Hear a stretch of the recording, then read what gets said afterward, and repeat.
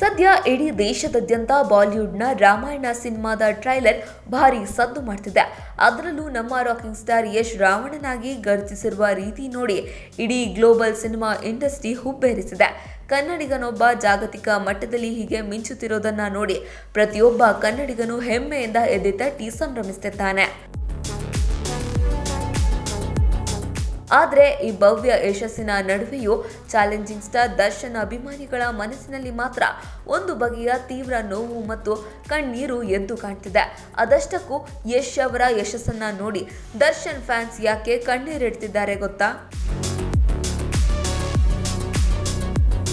ಪೌರಾಣಿಕ ಅಥವಾ ಐತಿಹಾಸಿಕ ಪಾತ್ರಗಳು ಅಂದ ತಕ್ಷಣ ಕನ್ನಡಿಗರ ಮನಸ್ಸಿನಲ್ಲಿ ಮೊದಲು ಬರುವ ಹೆಸರೇ ನಟ ದರ್ಶನ್.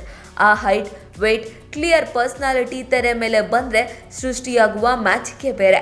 ಸಂಗೊಳ್ಳಿ ರಾಯಣ್ಣನ ದೇಶಭಕ್ತಿ ಇರಲಿ ಅಥವಾ ಕುರುಕ್ಷೇತ್ರ ಸಿನಿಮಾದ ದುರ್ಯೋಧನನ ಗರ್ಜನೆಯಾಗಿರಲಿ, ಪೌರಾಣಿಕ ಗೆಟಪ್ನಲ್ಲಿ ದರ್ಶನ್ಗೆ ಸರಿಸಾಟಿ ಯಾರೂ ಇಲ್ಲ ಅಂತ ಅಭಿಮಾನಿಗಳು ಹೆಮ್ಮೆಯಿಂದ ಹೇಳ್ತಿದ್ರು. ಅದಕ್ಕೆ ತಕ್ಕಂತೆ ನಿರ್ದೇಶಕ ಪ್ರೇಮ್ ಮತ್ತು KVN ಪ್ರೊಡಕ್ಷನ್ ಕಾಂಬಿನೇಷನ್ನಲ್ಲಿ ರಾಮಾಯಣ ಅಧಿಕೃತ ಬೃಹತ್ ಸಿನಿಮಾ ಒಂದು ಘೋಷಣೆಯಾಗಿತ್ತು. 2024ರ ದರ್ಶನ್ ಹುಟ್ಟುಹಬ್ಬದಂದು ಈ ಚಿತ್ರದ ಅಫಿಷಿಯಲ್ ಟೀಸರ್ ಕೂಡ ರಿಲೀಸ್ ಆಗಿ ಧೂಳೆಬ್ಬಿಸಿತ್ತು.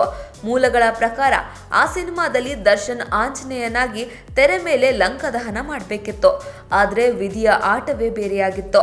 ಬದುಕಿನ ಕರಾಳ ಸತ್ಯವೋ ಅಥವಾ ಅನಿರೀಕ್ಷಿತ ತಿರುವೋ 2024ರ ಜೂನ್ನಲ್ಲಿ ನಡೆದ ಆ ಒಂದು ಘಟನೆ ದರ್ಶನ್ ಬದುಕನ್ನೇ ಬುಡ ಮೇಲೆ ಮಾಡಿತ್ತು. ಕೊಲೆ ಪ್ರಕರಣದ ಸುಳಿಗೆ ಸಿಲುಕಿದ್ದ ನಟ ದರ್ಶನ್ ಜೈಲು ಪಾಲಾದ್ರು. ಬೃಹತ್ ಪರದೆ ಮೇಲೆ ವಿಜೃಂಭಿಸಬೇಕಾಗಿದ್ದ ಆ ನಟ ಇಂದು ಜೈಲಿನಲ್ಲಿ 4 ಗೋಡೆಗಳ ಮಧ್ಯ ತಮ್ಮದೇ ಬದುಕಿನ ಅಸಲಿ ರಾಮಾಯಣ ಮತ್ತು ಮಹಾಭಾರತದ ಯುದ್ಧವನ್ನ ಎದುರಿಸುತ್ತಿದ್ದಾರೆ. ಅಲ್ಲಿ ಪ್ರೇಮ್ ನಿರ್ದೇಶನದ ಆ ಪೌರಾಣಿಕ ಸಿನಿಮಾ ನಿಂತು ಹೋಯಿತು. ಇನ್ನೊಂದೆಡೆ ಯಶ್ ರಾಮಾಯಣದ ರಾವಣನಾಗಿ ವಿಶ್ವ ಮಟ್ಟದಲ್ಲಿ ಜಯ ಭೇರಿ ಬಾರಿಸುತ್ತಿದ್ದಾರೆ.